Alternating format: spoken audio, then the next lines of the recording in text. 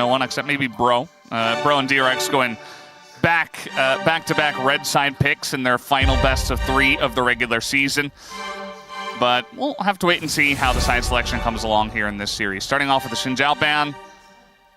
It's game 1 is always where you want to get, you know, top-tier picks, but also just those S-tier compositions. That's what we're looking for here when everything is available.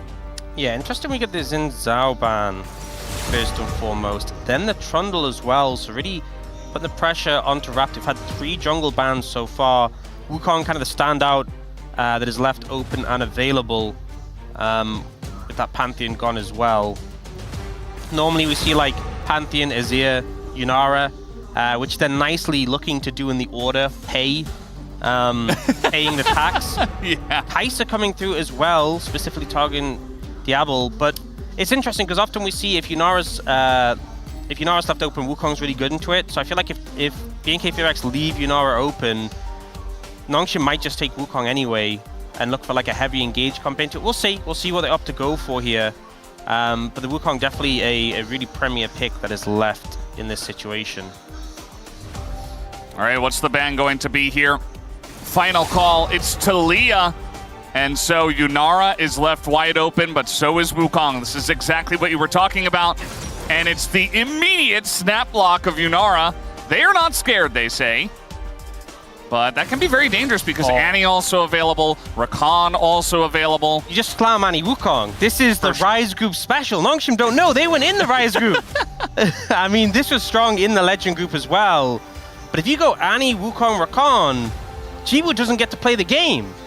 It just isn't possible. You just get one shot when you get in a team fight. So immediately, this is a pretty great pickup. Now, looking at Nongshim, what else are going to be able to pick up in this situation? You know, top lanes still available. There's things like, you know, Aurora. There's things like Gwen. There's things like Rumble. They are going to prioritize that Orianna in the mid lane for Calyx. Do they take a jungle here? A lot of the jungle has already been thinged out. They could go the Nocturne Orianna combo. I didn't know that Orianna had claws. Today I learned, actually, after maining her for a very long time back in, what was it, Season 2 when she first came out? It's like 13 years ago. Today I learned she has claws. But yeah, Orianna and Nocturne going to be the duo, not surprising. And oh man, Rumble is the choice. This is pretty great for BNK FEARX. I don't end up going for the Rakan, but this is like premier topside, heavy engaged, dive focused composition. Now you can even ban away some of the tougher matchups for the Rumble. They go for the Ornn. I think the Aurora is also something that you'd look to take away in this situation. And for the side of Nongshim, I think you're going to struggle to see how you're going to keep this Yunara alive. Yeah. Definitely the Rakan, I think I would want to take away in this situation. Rakan on top of this. Nico on top of this. Would be pretty devastating, so thinning out those engage tools. But the thing is, if you take away both of those, they can just kind of pick up the Alistar and be fine.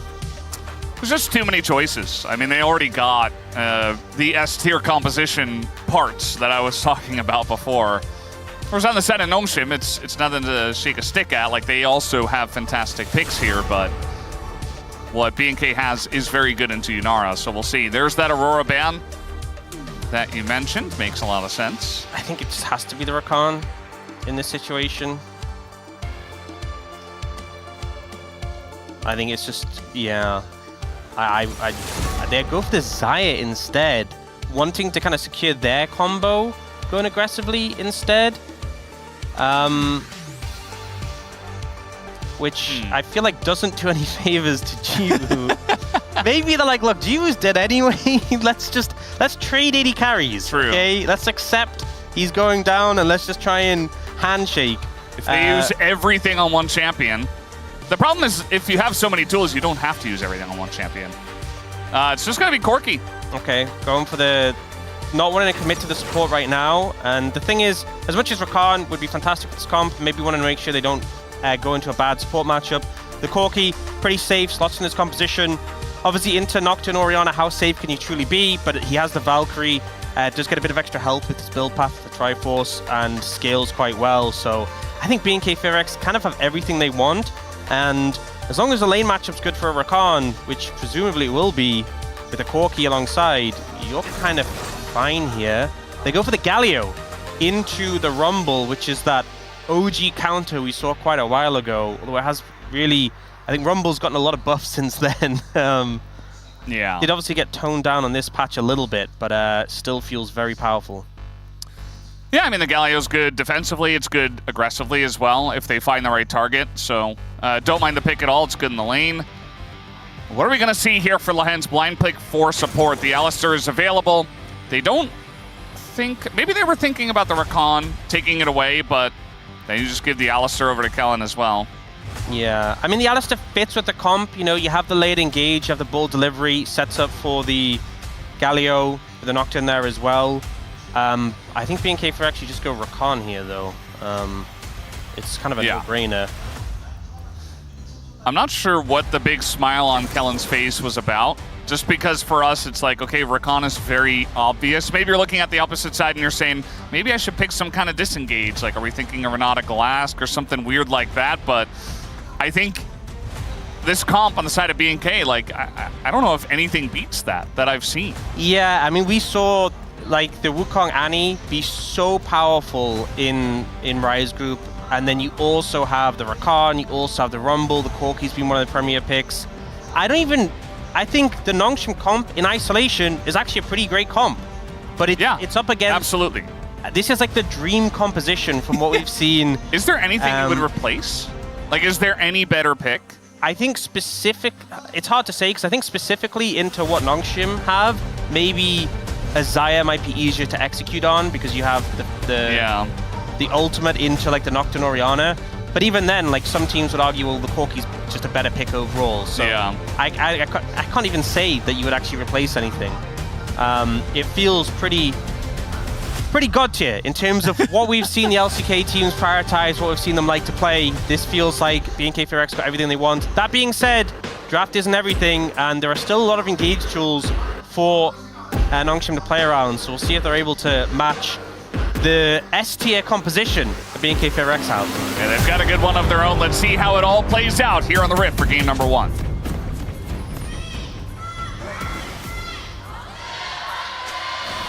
소환사의 협곡에 오신 것을 환영합니다. All right, game number 1. As we hop into this best of 5. Again, the stakes here, guys. The winner of this goes on to the playoffs. So you just got to win one more best of 5, and you're in. If you do lose this, you have a second life. You will go up against the winner of our match tomorrow, which is, of course, Bro versus D plus Kia. And the winner of that plays off against whoever loses today, obviously. Calyx taking a little bit of a beating here from Raptor. Kind of annoying. Bit of an engage and invade and ward put down from Vikla at the same time. That feels so annoying that you just lose that health at the start of the lane, because just a Wukong just dashes on you. It's not going to be that big of a deal, and Calyx has been pretty solid in lane, but it's definitely not helping. They will spot off Gideon. And again, it's a Nocturne, so you're not really going to be able to be that proactive in the early levels. But that extra information picked up, especially as he's starting right on top of the ward. A lot of questions about Jiwoo coming into the play-ins. He didn't have the best performance in rounds 3 through 5 specifically. Even before that, he was beginning to fall off just a little bit. And now he's been put in this position where he's given first pick Yunara and he has to carry. Can he do it here in game 1? I mean, we've seen the potential of this pick. I'm not even sure what you can do in a lot of situations into all this backline threat when it comes to team fights. But, you know, if you position extremely well, if you find the angles, if you are able to survive, we know what this pick, the damage it can output. So, really a lot of pressure on Jiwoo to perform in this game. He hasn't been put in an easy position. Yeah. You can see some of the champion stats here. They weren't so good for Nongshim, but remember that a lot of that is from the Legend group where they just kind of got bullied. And for BNK was a bit middling because, well, they were the middle of the Rise group. Second place, not exactly the middle, but I feel like this is a testament to the Rise group, kind of, even if you're second place, everyone was kind of beating everyone to a degree. Even D plus Kia, who were first, they got first, from a lot of their wins that happened before the Rise group even was formed. So that happened, and then also ended up first off of a decent performance as Wukong Annie in rounds 3 and 5. Little engaged down on the bottom side as Diablo already taken a bunch of damage. He's going to get the Gleaming Quill heal, but still not having a fun time in this lane. Yeah, just get engaged on, and you know, Corki's quite burst focused. There's a lot of DPS from the Yunara. They didn't really respect there. Kellan doing a good job of disengaging, but hence G were putting the pressure on. Good to see in this matchup, especially in Alistar lane. You typically don't expect to have too much pressure.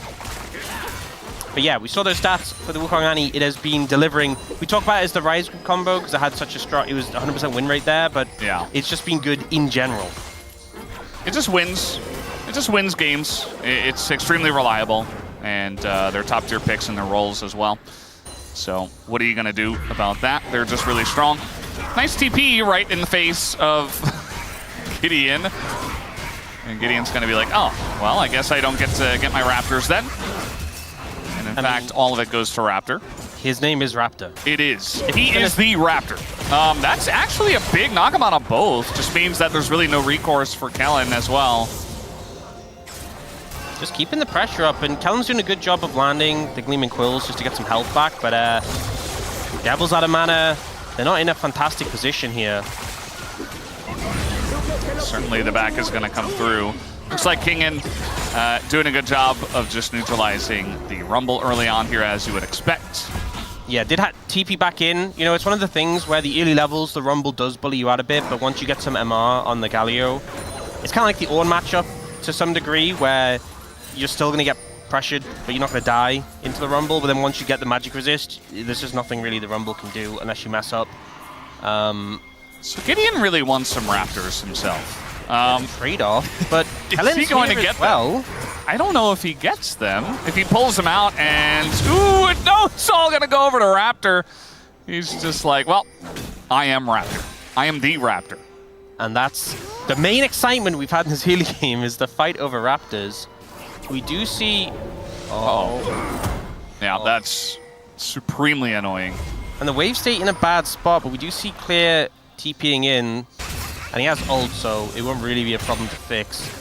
It does delay Diablo being able to go to this top side, where Jiwoo is holding the wave. Yeah, just feels like the wave was held for Jiwoo in top, and also the wave was held for Kingen in bot. So, feeling pretty good denying some CS from BNK. And I think Nongshim getting a good early, even though they don't have like significant advantages here, they're getting a little bit of a lead on Jiwoo. Feeling in a pretty good spot with how things are going so far. Oh, Kellan. Kellan is Rakan, but okay, yeah, they're just gonna push in and then push out. The Fear does come in onto Raptor. Bit of a stun here on Akalik, so he couldn't really join the fight. And the Rakan working wonders so far. Kellan very confident on this pick. I think it's so risky to go for a skirmish here from Nongshim because Kellan and Raptor are so slippery. It's so hard to pin one to ult. They go. All right, well, they're going to force it. The Galio is coming on in. The Equalizer, though, is burning everyone. Raptor's able to get away. And a big shockwave goes on to Vikla. That will be first blood. But what about the rest of the fight here? Raptor pretty deep. Looks like he might get punished. Disengage cone does come out, but the flash on in is there for Kingen. But Clear, look at him, he's full health. Bit of damage coming his way. Gideon trying to push him off. The Fear did come in. Big taunt onto both of them. Might just win them. The fight is Clear. Desperate, knows there's no escape. Has to fight. And Gideon ends up the victor alongside of his buddy Kingen. Nongshim coming up huge there. I thought it would be a bit risky going for this fight here because Raptor and Kellan are so slippery. You try and engage on them, they're able to survive, able to disengage.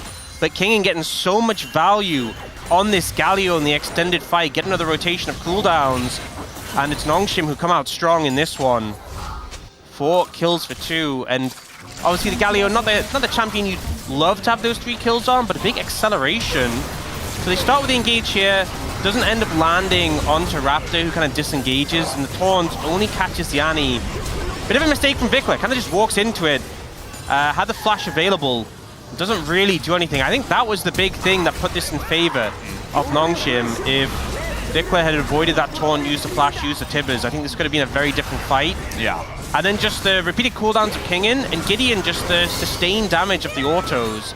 And now he hits level 6 of that, and he's 1-0-2, so he gets 3 ultimate hunter stacks before he even uses his ultimate. It's actually gigantic. So he's also going to be accelerated towards his Hex Plate. His ult cooldown on his first ult is going to be so low. Yeah. This could turn into a perfect example of the draft isn't everything if this game continues to go the way of Nongshim. I mean, like we said, their draft is great too, especially if they get ahead. As, well, that one went over to, looks like it went over to Gideon. I don't know how that's possible. Oh, no, it's because you got 2 grubs. Oh, okay, Pop-up says... The pop-up was, yeah. Yeah, the pop-up's like, you got more grubs, so you secured... Yeah. Yeah, pop-up BNK FEARX got the 1 grub. Yeah. Nongshim got the 2 grubs. Yeah, that makes sense. Especially because Jonas Strong like zoomed in on it. I'm like, whoa, how did that happen? Yeah, makes sense at the end of the day. So Nongshim just enjoying 1,000 gold to lead. And BNK, you know, they have this hard engage comp. If they get too far behind, they do worry about their ability to handle a lot of the threats on the side of Nongshim. You know, maybe they can burst down one if they get a really good engage, but if they're too far behind, maybe the Orianna's a big threat. Maybe the Nocturne becomes a big threat. Yeah. I mean, BNK FEARX have a very bursty composition, and obviously we favor it a lot, being able to just blow up these critical targets, but if you're behind, as you said, and you either have to commit everything or you're not able to blow up these critical targets, you're playing into like a Yunara Orianna who will just shred. So obviously only 1,200 gold lead. It's not at the end of the world yet, but definitely not the way they wanted the game to start so far. And Nongshim getting that early advantage, a pretty big boon. Hexplate has now come in for Gideon. I'd be interested to know what his ult cooldown is already at this early point of the game. Yeah. Got to be pretty short, considering. That would be good information to have. We're going to know once he uses it, eventually. But we'll have to wait and see if that even does happen. Could consider a little dive on a bot here. There is TP available, but Gideon just running on over, and this is a Galio that really doesn't care about the damage from the Rumble, and there you go. It's just as easy as that. It's Galio, and it's Nocturne. You press your ults, and you dive the Rumble, who's alone. Yep, it's that easy. Able to fly in, and you can see the ult taken away from the Nocturne already. That's like be able to 40 seconds. Maybe a little bit longer. I don't think it's that like short. 50 to 60-ish. It's pretty short. It's pretty short.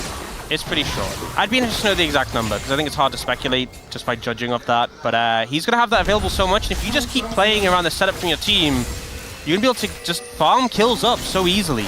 Have that constant pressure. One of the things with Nocturne is without your ult, you kind of don't have that much agency. But if you just always have your ult up, there's never going to be a point where you don't have that agency. Yeah. Vikla already getting bullied out a bit here in this lane. He does have TP, so I assume he'll just clear this and back away. But got to be careful. Maybe he was saying he knew that Nocturne didn't have ult. Yeah, I mean, you already have this fed Galio, so easy to set up the kill there, and King is just able to walk it out. Takes a couple of tower hits for his trouble, but easy to set up the Nocturne, who is closing in on having the ult again. And you have the global impact of not just the Nocturne ult, but the Galio ult as well, so it really puts pressure on BNK FEARX. If you're trying to make plays to get back in the game, one of the best ways to get back into the game is finding a numbers advantage. If you're weaker, if you have less gold, you try and find a 3v2, a 4v3, 4v2, but when you're playing into double globals, that's so much harder to do. Put you on the back foot now. Kellen is looking for a flank here. Yeah. Well, Hens looks like he's off vision based on what we can see, but now they know where he is. Kagan's 4-0-1. It looks like he wants to fight, but they're a little bit late to this one. Not sure how hard they can force this, as okay, in they go. I suppose they can with the Nocturne. Nocturne, he's going to steal it, Gideon will. And he's got the Galio for a bit of peel. Does he go down, though? He's going to flash and get away. And now the return fight comes in. Vikla gets low. It's the first kill here for Jiwoo, and he's beginning to just auto. There's really no threat on him at all. And Jiwoo just having all the space in the world here, going to be able to take down Clear and get even more gold Meanwhile, in the 1v1, Diablo's not having fun against Calyx, who has Flash. And will be looking to force it. Nice try from Calyx. But even just the pressure is huge here to get Diablo out of lane. Yeah, I mean, Diablo being 1v1 against Calyx, not really where you want him to be. Raptor's looking now. I mean, you've got TP coming in. Raptor not exactly healthy. I think he just dies. Yeah, he just dies! There's no way. Calyx just gifted a free kill, and BNK are falling apart at the seams. What is going on? I mean, you know, I saw him go for that play, and for a split second I was like, Sundered Sky. I'm like, no, Wukong goes Triforce first. Yeah. He's not going to get the healing. We'll see this play go in. Gideon ults in, gets the Dragon, but the problem is they put all their engage onto the Nocturne. So everything's been used, which means Jiwoo can just slide in and free hit. All their engage tools are down. They don't have their AD carry there. There's no way they're going to win this fight as a result. This Galio's too tanky to take down. Jiwoo's just free hitting. And Nongshim get everything they want and more. And then this play, you know, and live, it looks like Jiwoo's gonna die. Not sure exactly what happened here. We'll have to take a look at the replay there. Okay, that shouldn't. Oh, Vikla. And he saw Orianna. Okay, well, he doesn't really have anywhere to go, so it doesn't really matter that he saw the Orianna. As now, what happened to Jiwoo looks like it will happen to Vikla, at least in terms of the dying aspect. Yeah, well, Vikla is with less gold, so I think BNK FEARX will take that, but it's definitely not super positive in that situation. Still a big lead for Nongshim, but yeah, so Jiwoo. Yes. Yes, yes. All right, I think we can go to live now. Yeah, we've seen enough. Yeah, we know what happens. Yeah, little engage coming in here, but Gideon is just so tanky. They have tons of damage though, as the paranoia will come out. Can they actually kill this Nocturne? They are so desperate to do so, but he's going to get away for now. Equalizer finally does get him, and it looks like Nongshim heavily overcommitting, overextending, and BNK will win big. This game was so in Nongshim's control, and they're just opting into these fights that allow BNK FEARX to get back into it. They're disrespecting the composition that they have. They'll just engage on you. That's what their comp does. And now when the game was starting to look doom and gloom, BNK FEARX are right back in it. Kingen looking for Diablo. By the way, I do want to note, Kingen has a Medjai's. Wait, he really does? Yeah. Wait. He had 10 stacks on a Darkseal. Yeah. It's incredible. He's kind of been popping off. I mean, we knew he was really fed, but this is actually a good angle because he was going tank, but now he actually does damage. I mean, the problem in this situation is just so overextended. You have no support from your team. It's just the Nocturne Alistair. And the thing is, the Nocturne feels horrible here because you can't ult in. You're stuck in the fight already. Ideally, the Nocturne ults to assist people, not like he's already stuck in the fight and he's just ulting to turn the lights off. And then Jiwoo walks in to help. Jiwoo just coming back from having not helping. Dead. Not helping. Yeah, goes down too. A lot of gold over the side of BNK FEARX, and the game feeling pretty close once again. They did manage to pick up the Herald. It's less than 1,000 gold lead. Really, the only saving grace is that they got the turret and bot. And then King and TP'd mid, and he saved the turret mid for them. So, yeah, I see Jonas Strong trying to show off. Is he okay? I mean, he's just going to dash over the wall. Here comes Kellen. They have vision on this. In goes Kellen. And trying to get out now as the Rakan. He will be able to. But look at this. I mean, Rift Herald's coming down mid. Lehenge might just die to Corki. And a Redemption gets zoned away. Yeah, I want to know. Mid-inner. Diablo has been the one picking up a lot of these kills, getting the shutdowns. He is 1,500 ahead of Jiwoo. Kingen has a bigger lead, but this Galio doesn't feel as intimidating as this Corki right now. He's approaching. I mean, he has the 2 items already. The Manamune's not stacked yet, but he's hit level 11. He's got that second point in the rockets. Devil is so strong, and I think Nongshim are really starting to feel like they've fumbled with how this game started. Yes. That's a good shout. The NFL just started again, so glad you're aware of our American sports, Ox. Thank you. Yeah, leaning into the American culture. That's definitely what you meant, right? By saying fumbled? Of course. There's no fumbling in other sports or anything like that. All right, we're getting to work here on the second dragon, it looks like. And, I mean, Nongshim do have control of this. There's no real control of the banana brush because there's 3 members of Nongshim that are standing in it. And so that's going to be, Hextech Soul here in this game. As Equalizer going to come down, that's actually very nice up against the wall. Gio just zoned away from the get-go, as now Kingen, he is the final raid boss, but he might be taken out here as the Rakan with the follow-up engage does do his job, and Calyx will bite the dust as well. Kingen just trying to hold on to those stacks, and at least he will be able to. And at least Nongshim got the Drake, but BNK just keep winning fights. Nongshim just needed to leave. That just wasn't a good setup. The equalizer from Clear was great, but also Vikla did a fantastic job of just removing Jiwoo from the fight. Jiwoo didn't get to play the game. He got a bear dropped on his head and just instantly was like, well, I'm done. See you guys later. See if you can 4v5. If you look what happened here, so they all line up against this piece of terrain. Prime spot for an equalizer, which gets good damage. Then look at Vikla coming in. Tibbers on a Jiwoo. Jiwoo cleanses. He's gone. He's out the fight. He can't do anything more. Yeah. And so the rest of the fight, even though these targets are low HP, can't follow up. And then Kellen saves the ult quite late, which beautifully allows him to clear up the Orianna. And then, as you said, Kingen is like, I'm just saving my stacks. Get me out of here.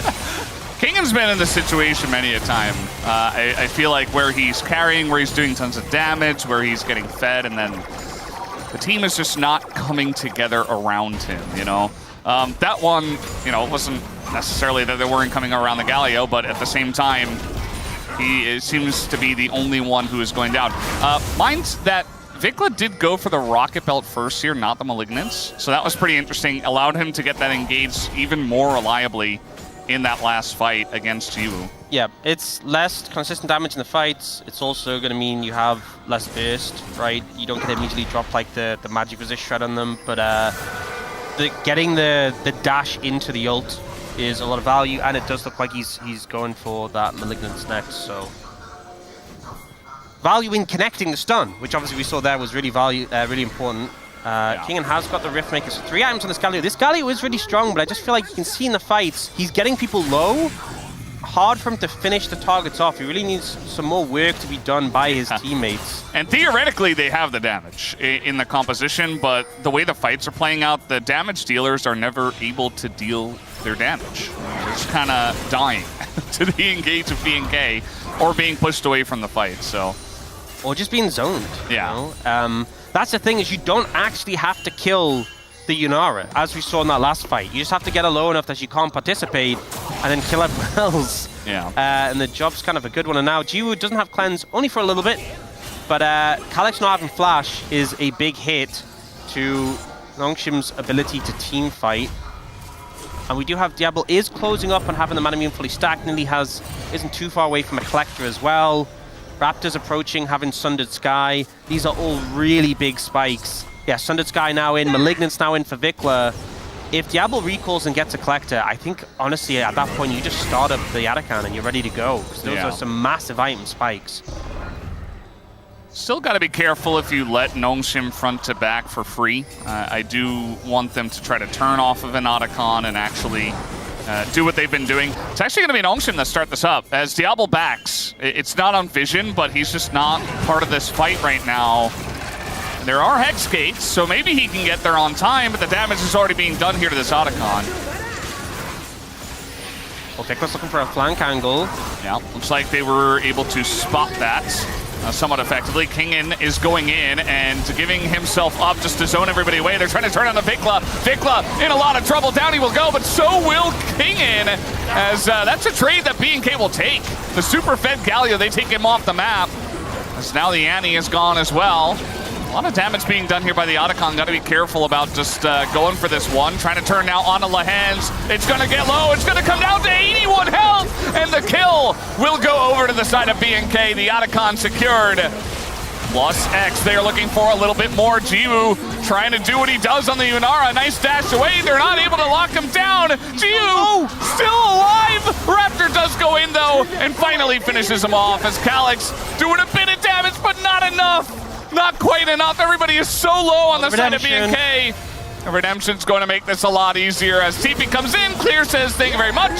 I will take that kill, and BNK are running away with this game. And you see the value of the Sundered Sky there from Raptor. The amount of times he got that bit of health coming in, getting that extra damage, cleaning up the fights. I think Nongshim, You know, the timing, Diablo being on the reset seems good in theory. We obviously don't know if they had the information there, but he gets back in time, and these item spikes of BNK FEARX were so big. Yes, they end up killing Vikla here, but the Fed Galio is a much better trade for BNK FEARX. They'll take that 100%. They also get Lehen's ult. They chunk him out as well. Calyx takes a lot of damage from the Tibbers. And in this longer fight, you know, Raptor gets so much value here. Diablo's super fed. He's doing so much damage. And I love the way Raptor plays this. He's just constantly fishing for Sundered Skyprox. He is abusing the item. As you should. Bear going to be dropped here on a King, and that's going to force his flash away.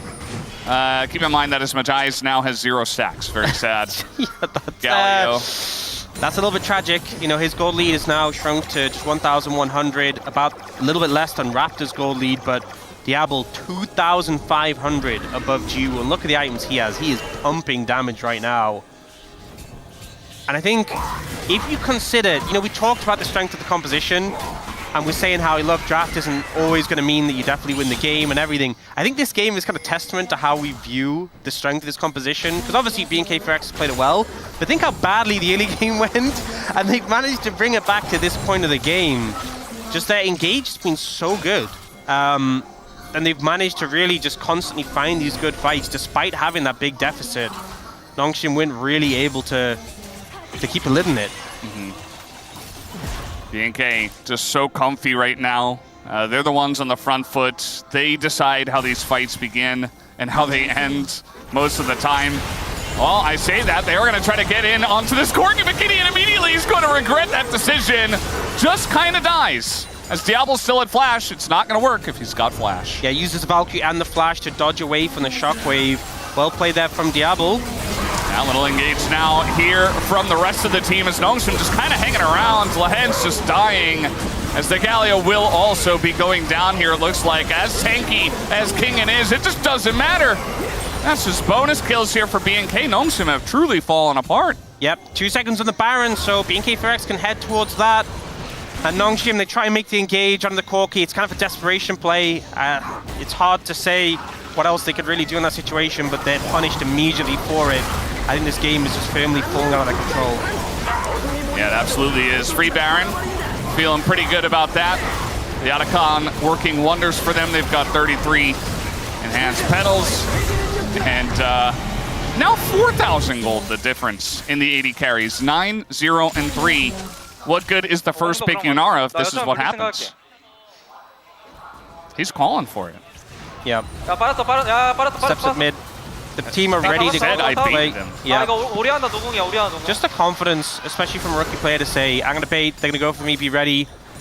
And then I think the mistake here from Nongshim is they want to show some presence because they're like, we don't want them just to have control of Baron, but by stepping up, you're just giving them more kills. You know, you're trying to fight without your main engage tools, you're trying to fight in a 4v5, they just give more kills over. In this game, it's just firmly cooked at this point. Yeah. And I don't even know how to feel about the draft and the discussion we were having, because we did like BNK's draft, but it also just feels like they're outplaying Nongshim in the game at the same time. Maybe it's just a bit of both, as, uh-oh, that Harpoon's going to fight Lehen, so yeah, he's dead. Just the question is when, or maybe he'll just buy a lot of time by running away forever. He actually ghosted with his spellbook, so... Just found a cow out in the range, you know, this one's roaming free. It's not very nice to interrupt the cow. Oh, he's still going! Meanwhile, here's the engage. Calyx does not get to play the game. Yeah, doesn't have to be the Yunara if Jiwoo's just going to be mid, as the main push is coming down in the bottom lane here for BNK. And now it's just a Nocturne to defend against 3, which is a pretty impossible task, so... Yeah, they do have to go home at some point. Clear, meanwhile, with this Baron is just pushing mid. And it looks like BNK, they say, well, they're able to get home here, but we are looking to take down the mid inhibitor instead. Yeah. Nongshim maybe can try and look to catch them before the wave comes in. A little bit too late. And Higgins just going to try to send it onto the Rumble, but yeah, the follow-up is just not there.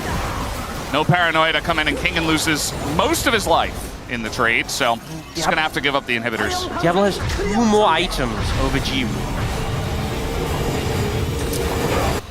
Yeah, and items are pretty good in this game. They are, generally. Legends, yeah. I mean, this is the combo that the Wukong Rakan we talk about the Wukong Annie. Annie just doesn't need to be here.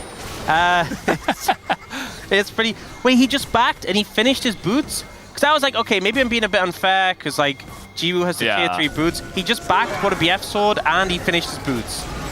This Corki is giga-fed. He's about to be full build before 30 minutes. he's almost there. Look at that! What is that damage? This is incredible. The Galio not very good against the Corki. Just gets shredded. And it's actually, well, it was kind of a penta angle, but not anymore. As Clear is cleaning up the rest of the fight, he says, I'm fed too. Please talk about me, guys. Well, actually, it's Diablo who's the main character. Sorry, Clear. 13-0-3 is Diablo. Game is over. Yeah. I mean, I think the game was over a while ago. But the Nexus is going to die any second now. And it's a rough one for Nongshim, who had such a strong start, and then I think gave Windows back in. I will say, I don't think the draft did them any favors. They gave a lot of tools over to BNK FEARX, but BNK FEARX were ruthless once they got their opportunity. BNK looking really strong in this first game. They fall behind, they remain stable, and they say, believe in ourselves, believe in the ability for Nongshim to make some mistakes, and we can come back.